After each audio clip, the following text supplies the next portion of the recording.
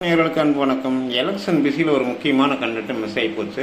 இருந்தாலும் 2 நாள் லேட்டாக போனாலும் பரவாயில்லன்னு சொல்லிட்டு இந்த பதிவு. அதாவது புரட்சி பேசுகிறவங்களுடைய எண்ணிக்கை அதிகமாகிடுச்சு நாட்டில். அதுவும் திமுக ஆட்சி விட்டு கீழே இறங்குதுன்னு சொன்னால் உடனே லைன் கட்டி வந்துடுவாங்க இந்த புரட்சியாளர்கள். இப்படி தான் ஒரு புதிய புரட்சியாளர் இப்போ வந்துருக்குறாங்க. யாரும் இல்லைங்க, நம்ம புரட்சி தமிழன் தெரியுமில்ல உங்களுக்கு? அதாங்க சினிமாலெல்லாம் நல்ல பாட்டு பாடுவார்ல, செந்தமிழ்நாட்டு தமிழச்சியே சேலை உடுத்த தயங்குறியே, இப்படியெல்லாம் தத்துவத்தை கக்குவார் சினிமாவில். ஆனால் சொந்த வாழ்க்கையில் அது வேறு. அவர் பெரியாரிஸ்ட்டுன்னு தன்னைத்தானே சொல்லிக்குவார். அதே சமயம் எம்ஜிஆர் எனக்கு கரலா கட்டை கொடுத்தாருன்னு சொல்லுவார். இங்கிட்டு ஒரு விட்டு அங்கிட்டு ஒரு விட்டு, அது மாதிரி ஒரு வித்தியாசமான ஒரு கேரக்டர் தான் நம்ம சத்யராஜன். அவர் கூட களத்தில் இறங்கியிருக்கிறாங்க, குதிச்சிருக்கிறாங்க அரசியலில். அவரோட தவ புதல்வி திவ்யா சத்யராஜ் அவங்க ஒரு அரிய தத்துவத்தை கக்கியிருக்கிறாங்க. என்னன்னு கேட்டிங்கன்னா, கல்யாணம் பண்ணாமல் குழந்தை பெற்றுக்கலாம் அப்படின்னு சொல்லிக்கிறாங்க. அது மட்டும் சொல்லலைங்க, அவங்க ஒரு ஆணும் பெண்ணும் கல்யாணம் பண்ணிட்டோமேன்னு சொல்லி ஒன்றா இருக்கக்கூடாது, அவங்களுக்குள்ள காதல் இருக்கணும்.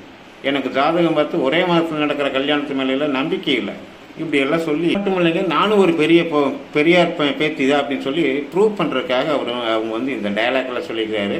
அது மட்டும் இல்லை, ஒருத்தருக்கு ஒருத்தர் பிடிச்சிருந்தா யார் கூட வேணால் போய் வாழலாம், சேர்ந்து வாழணும் கூட அவசியம் இல்லை, அவங்கவுங்க வீட்டில் வாழலாம். கல்யாணம் பண்ணாமல் குழந்தை பெற்றுக்கிற கூட எனக்கு சம்மதம் தான் அப்படின்னு சொல்லிக்கிறேன். எனக்கு சம்மதம் சொல்லி யார்கிட்டையோ சொல்ல வேண்டிய விஷயத்தை அவங்க பொதுவெளியில் சொல்லிட்டாங்களோ அப்படிங்கிற சந்தேகம் நமக்கு வருது.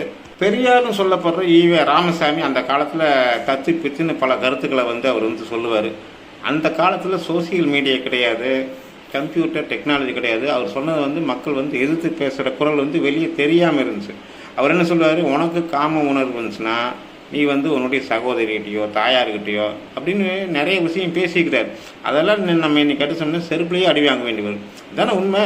ஆனால் இன்றைக்கி கம்ப்யூட்டர் காலத்தில் இவங்க படித்த ஒரு டாக்டர் என்ன சொல்கிறாங்க, யார் கூட வேணாலும் யார் வேணாலும் போய் வாழலாம், அதாவது அவங்கவுங்க வீட்லேயே இருந்துக்கலாம். இவங்க என்ன சொல்ல வர்றாங்க, அதாவது யாருக்கும் தெரியாமல் ரகசியமாக, அதாவது இந்த என்ன சொல்லுவாங்களே, திருமணம் கடந்த உறவுன்ட்டு ஒரு மீசை வச்ச ஒரு பெரியவர் பேசிகிட்டு இருப்பார்ல, அறிவாலய ஒட்டு திண்ணை குடியிருப்பாளன்னு சொல்லி அறியப்படுறவர்.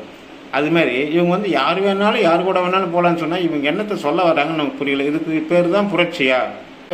ஐரோப்பிய நாடுகளில் ஒரு சொலவடை பழமொழி இருக்குது, அதாவது ஆங்கிலத்தில், அதாவது your children and my children playing with our children சொல்லி ஒரு பழமொழி. அதாவது கணவன் மனைவி கிட்ட சொல்கிறான், நம்ம உன் குழந்தைங்க என் குழந்தைங்க நம்ம குழந்தைகளோட விளையாண்டுட்டு இருக்குது அப்படின்னு சொல்லி. அது அந்த நாட்டு கல்ச்சர், அது அந்த நாட்டில் அது ஒரு பெரிய விஷயம் இல்லை. ஆனால் இங்கே அப்படி இல்லை.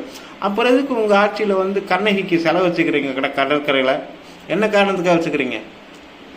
கனிமொழிக்கு செலவு வைக்க வேண்டியதானே, எதுக்கு கண்ணகிக்கு செலவு வச்சிங்க? கண்ணகி கருப்பு கரிசிங்கிறதுனால நீங்கள் செலவு வச்சுக்கிறீங்க. அந்த கண்ணகி செலவை வச்சுக்கிட்டு நீங்கள் பேசுகிற பேச்சு எப்படி இருக்குது? களிசடை பேசுகிற பேச்சு மாதிரி இருக்குது. நாட்டுக்குன்னு ஒரு கலாச்சாரம் இருக்குது. கல் தோன்றி மண் தோன்றா காலத்தே முன் தோன்றிய மூத்த குடி தமிழ் குடி அப்படி இப்படின்னு மேடையில் உங்கள் கட்சிக்காரங்க திமுக காரங்க வாய் கிளியே பேசுகிறாங்க. மேடையில் தாலி ஏற்கிறாங்கள, தாலி ஏற்பு போராட்டம் நடத்துகிறாங்கல்ல வீரமணி அன்கோ அண்டு கம்பெனி. வீரமணியுடைய மனைவி கற்றுக்கிறாரா இது வரைக்கும்? எந்த திராவிடர் கழக நிர்வாகியாவது அவருடைய மனைவி கூட்டிகிட்டு அந்த வேலையை செஞ்சுக்கிறாங்களா இது வரைக்கும்? ஊருக்கு உபதேசம். சரி, ஜாதி ஒழிப்பு போராளி தானே உங்கள் அப்பா எந்த வகையில் கல்யாணம் பண்ணார்? ஜாதி மறுப்பு திருமணம் பண்ணாரா? அவருடைய மகனுக்கு ஜாதி மறுப்பு திருமணம் பண்ணாரா? மேடையில் உங்கள் அப்பா அதாவது சத்யராஜ் அவர்கள் என்னென்னா, காசு கொடுத்தா காண்டம் விளம்பரத்தில் கூட நடிப்பார் அவர். அது மாதிரி ஏற்கனவே கடந்த காலங்களில் இந்த ஈமுக்கோழின்னு ஒன்று வந்துச்சு. கொங்கு மண்டலத்தில் ஈரோடு, திருப்பூர், நாமக்கல் இது மாதிரி பகுதிகளில் ஈமுக்கோழிக்கு இவர் தான் விளம்பர ஏஜென்ட்டாக வேலை செஞ்சார்.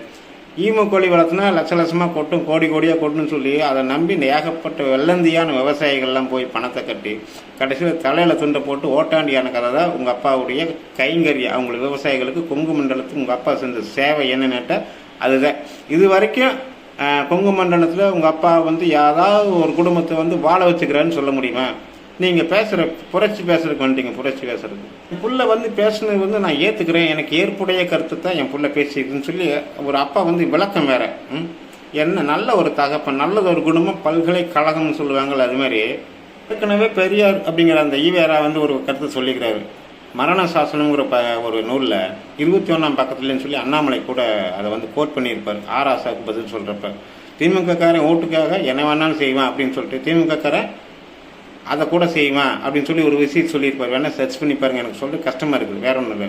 அது மாதிரி நீங்கள் வந்து அரசியல் பண்ணணுங்கிறதுக்காக என்ன வேணாலும் செய்வீங்க. அது வந்து அப்பனுக்கும் அதில் கூச்சமில்லை, மகளுக்கும் கூச்சமில்லைன்னு சொல்லி ப்ரூவ் பண்ணிட்டீங்க. என்ன தான் டாக்டருக்கு நீங்கள் படிச்சிருந்தீங்கன்னா கூட உங்களுடைய சுயநலத்துக்காக என்ன வேணாலும் பேசலாங்கிற நினைப்புல பேசிகிட்டு இருக்கிறீங்க.